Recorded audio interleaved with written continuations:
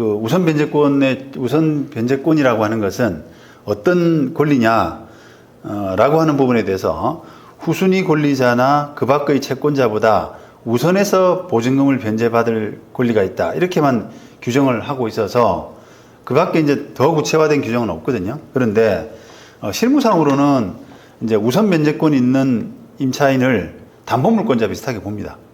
저당권자하고 비슷하게 봐서 그렇게 해석을 하면 대체로 무난하다고 볼 수 있습니다. 대법원 90년도 배당 이의 사건인데요. 요게 참 이제 뭐 벌써 지금부터 몇 년 전인가요? 24년이니까 14년, 2004년, 그다음에 94년, 그죠? 벌써 한 30년도 넘은 이런 판결이잖아요. 이 당시에 이제 그 어떤 하급심 판결이 지금 볼 때는 이제 너무 그 터무니없는 결론을 내고 대법원이 이렇게 바로잡은 경우인데 봅시다 한번. 그 임차인에 대한 어떤 배당, 임차인에 대해서 배당해주고 가압류권자가 그걸로 인해서 좀 손해를 보니까 그 가압류권자가 임차인 상대로 이제 배당이 잘못됐다, 배당피 고쳐라 이렇게 해서 이제 배당이의 소송을 제기한 사건에서 원심 판단을 이제 파기한 그런 케이스입니다.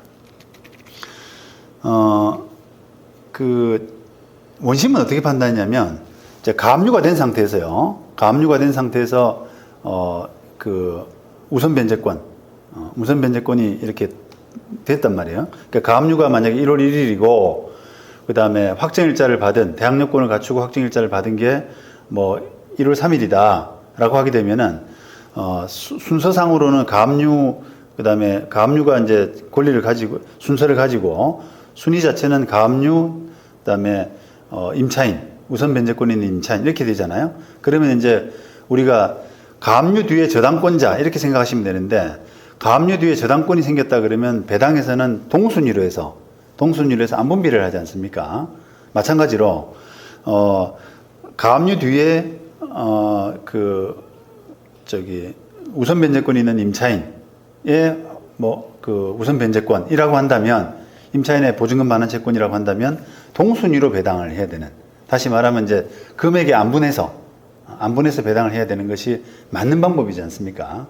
지금은 너무나 당연하게 받아들여지는데 그 당시 이제 이 90년도 판결의 원심은 임차인이 앞선다라고 판단한 거예요. 임차인이 앞선다. 근데 그게 이제 왜 그랬냐면 이게 우리가 법문상으로 아까 볼 때 이렇게 되어 있습니다. 대항요건과 확정일자를 갖춘 임차인은, 주택임차인은 후순위 권리자 기타 일반 채권자보다 우선해서 보증금을 변제받을 권리가 있다. 이렇게 되어 있단 말이에요. 그래서 일반 채권자보다라고 하는 부분이 있기 때문에 그걸 가압류권자는 일반 채권자라고 본 거거든요. 그래서 가압류되어 있고, 그 다음에, 우선 변제권 갖추고라고 하더라도 이 가압류권자보다는 좀 빠르다. 이렇게 이제 해석을 잘못함으로써 대법원에서 파기 판단을 이제 받은 거죠. 그래서 기본적으로는 지금 보신 것처럼 이 임차인의 지위라고 하는 우선 변제권이 있는 임차인의 지위라고 하는 것은 담보물권자, 저당권자하고 비슷하다. 이렇게 보시면 됩니다.